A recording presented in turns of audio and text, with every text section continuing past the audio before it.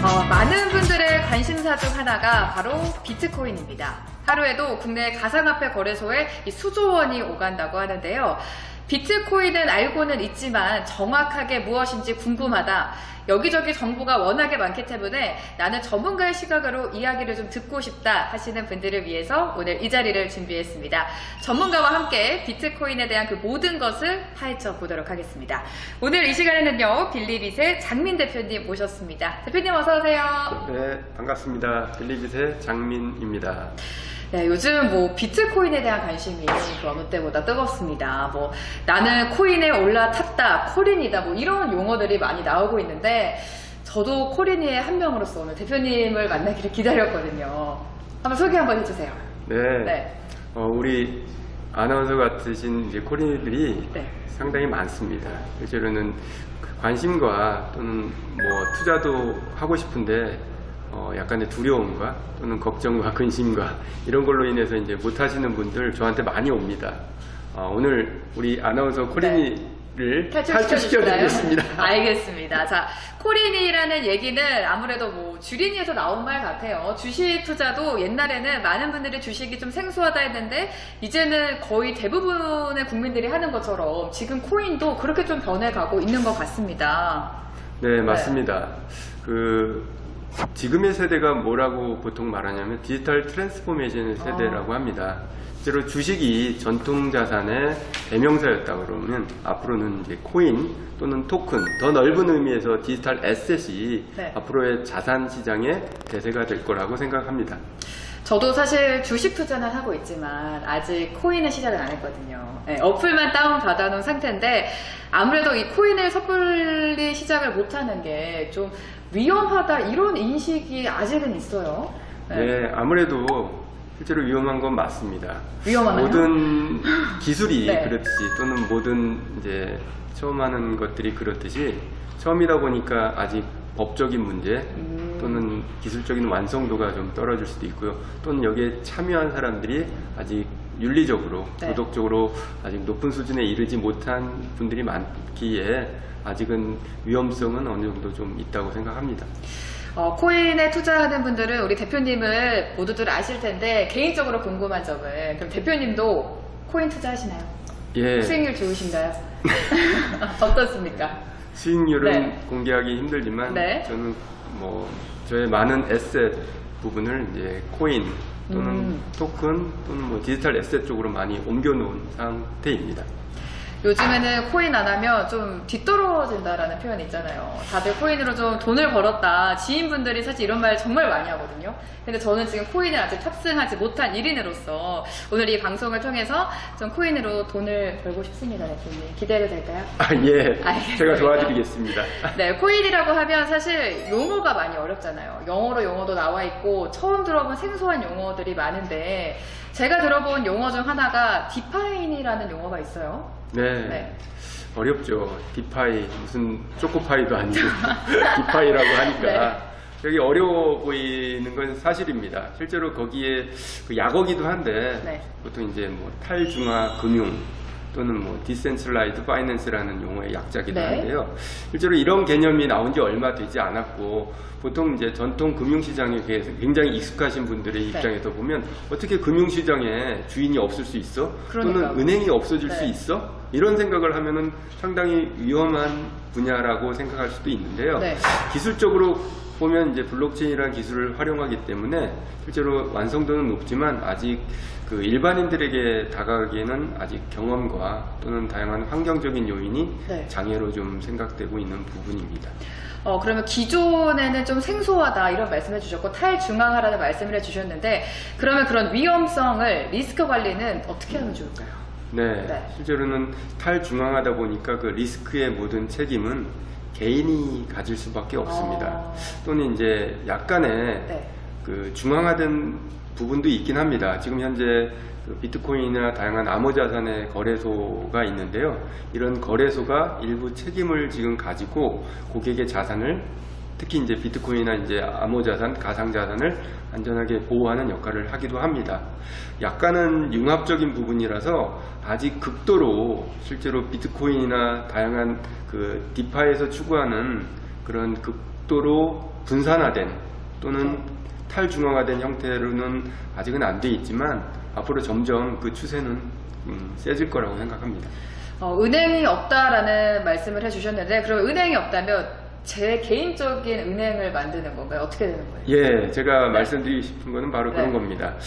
만약에 이런 탈중앙화 금융이 극도로 된다면 어떤 형태의 모습이 될까요? 바로 아나운서께서 말씀하신 그 개인이 자기의 은행을 소유하는 형태가 될 겁니다. 제가 이런 말을 하면은 좀 놀라기도 하는데요. 쉽게 편하게 얘기하면 1인 1뱅크 시대라고 할 수 있는데, 1인 1뱅크면 저도 개인적으로 뱅크가 있고 대표님도 뱅크가 있고. 그럼요. 네. 지금 잘 생각해 보시면 여러분들 은행이 하는 역할이 어떤 거지요? 보통은 이제 내가 맡긴 돈을 안전하게 보관하거나 또는 내가 필요할 때 돈을 꾸거나 또는 내가 여유자금을 은행에 맡기는 역할을 하는데, 그런 역할 자체를 내 스스로 할 수 있게 되는 것을 한번 상상해 보시면 어떨까요? 내가 주고 싶은 이자로 사람들한테 빌려줄 수도 있고요. 내가 받고 싶은 이율로 사람들한테 돈을 꿀 수도 있고, 또는 굉장히 중요한 자산을 내가 소유한 지갑 또는 그 은행, 금고 보관할 수도 있는 그런 걸 한번 상상해 보면 어떨까 합니다. 그럼 다른 사람이 저를 신뢰를 하고 저를 은행으로서 좀 사용을 해야 된다, 이런 말씀이신가요? 그렇죠. 그러면 근데 그 신뢰도가 쌓일까요? 우리 아나운서께서 만약에 신뢰가 상당히 높다면 저도 높은 굳이 은행을 거치지 않고. 그렇죠. 개개인의 뱅크를 통해서. 그렇죠. 이런 시대가 앞으로 온다, 이런 말씀이신 거죠? 올 수밖에 없다고 생각합니다. 왜죠? 지금 약간의 과도기적인 형태들이 좀 있긴 한데요. 혹시 들어보셨는지 P2P라는 용어를 들어보셨나요? 네. P2P 대출. 네. 왜냐하면 이제 중앙화된 그런 대출 기관보다는 그 빌리고자 하는 사람 또는 빌려줄 사람들이 어떤 작은 플랫폼을 이용해서 그렇게 거래하는 시스템이 P2P인데요. 정부에서도 이런 그 플랫폼을 만들고 또 라이선스를 부과해서 지금 시행하고 있는 게 사실입니다. 그런 것들이 좀 더 고도화되고 좀 더 안전해진다면 제가 말씀드린 1인 1뱅크 시대가 오지 않을까 하는 생각이 듭니다. 1인 1뱅크 시대가 온다는 거는 지금으로서는 좀 상상하기 힘들지만 그래도 좀 미래를 그려보면 또 그럴 법한 게, 요즘에 뭐 비트코인, 가상화폐, 가상현실이다, 뭐 가상세상이다, 이런 말들 많이 하잖아요. 그래서 가상현실에서 나는 부자다, 이런 얘기를 사실 지인한테 들었어요. 그래서 저도 현실에서 이제 부자가 되는 건 틀렸으니 가상현실에서라도 좀 부자가 되고 싶거든요. 가상현실에서 부자가 되려면 어떤 게 필요합니까? 저 가상현실에서 부자 만들어 주신다고 했잖아요. 맞습니다. 실제로는 많은 경제활동들이 지금 현실에서 가상현실 또는 요즘 나온 메타버스의 세상으로 옮겨가고 있습니다. 그 활동 양도, 실제로 활동 시간도 메타버스에서 많이 하고 있는데요. 많은 게이머들 또는 이제 가상 세계에서 어떤 자기만의 공간을 만들고 거기서 활동하는 사람들이 많아지고 있는데, 어쩌면 코로나19의 영향일 수도 있는데요. 꼭 코로나가 아니더라도 이러한 디지털라이제이션 세상들은 계속 만들어질 거고 거기서의 활동은 점점 많아질 거라고 생각합니다. 왜냐하면 사람들의 상상력과 창의력 때문이라고 생각합니다. 현실 세계에서는 그런 창의력과 상상력을 발휘하기에는 너무너무 어렵죠. 규제도 있고 맞습니다. 돈도 많이 들고. 돈이 많이 들죠. 가상세계에서는 이런 것들을 쉽고 편하고 또 어떻게 보면 안전하다고 생각하는데요. 그렇게 할 수 있는 활동을 할 수 있는 그런 기회가 많다는 생각이 듭니다. 이번에 뭐 가상화폐에 대해서 여러 가지 내용을 저희가 접하겠지만 또 가장 궁금한 용어 중에 하나가 바로 NFT입니다. NFT라는 게 뭐 대체 불가능 토큰이라고 저는 그렇게 알고 있는데, 구체적으로 어떤 내용이고 또 어떤 상황에서 쓰이는지가 궁금하거든요. NFT 실제로는 비트코인이 나온 다음에는 대부분의 그 토큰들이 펑저블 또는 대체 가능한 토큰이라고 많이 만들어져 있고요. 많은 ICO들이 그런 토큰, 우리가 소위 알고 있는 이더리움이나 비트코인으로 많이 이루어졌습니다. 최근 들어서 특히 이제 메타버스나 또는 다양한 그런 가상세계의 활동이 증가되면서 NFT라는 토큰이 만들어지기 시작했는데요. 네. 실제로 이런 개념은 예전부터 있었습니다. 뭐 가장 흔한 또는 알려진 게임으로 리니지 같은 것들이 네. 있는데요. 거기에 아이템들이 있고요. 그런 아이템들을 실제로 거래하는 그런 상업적 그런 시장들이 큽니다. 뭐 아이템베이나 아이템 네. 매니아 같은 데서 실제로 높은 가격에 그 아이템들이 거래되는데요. 바로 그 아이템을 생각하시면 NFT 토큰을 이해하기 좀 편할 것 같습니다. NFT 토큰은 제가 또 듣기로는 뭐 사진이나 뭐 그림이나 음악 이런 거에 붙인다고 하는데 맞나요? 네, 맞습니다. 제가 이제 게임의 그런 아이템을 NFT로 만드는 사례를 좀 말씀드렸고요.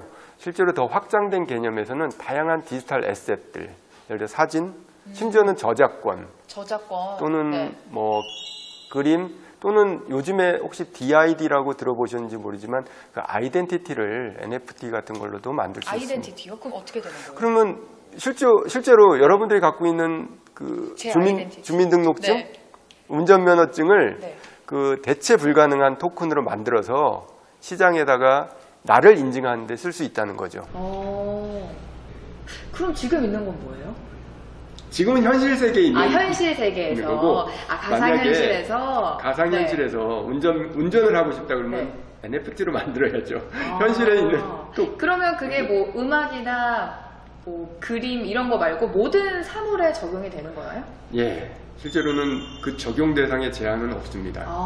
그 디지털로 만들 수 있는 모든 에셋 또는 모든 데이터는 다 NFT로 만들 수 있습니다. 네. 상상이 될까요? 그러면 이제 가상현실에서 저의 모든 사물에는 NFT를 좀 적용해야 되는 것 같아요. 그죠? 그럼요. 확실하게 해드리기 위해서. 네. 자, 이렇게 가상현실은 계속해서 공부할수록 좀 궁금한 점이 많이 나오는 것 같습니다.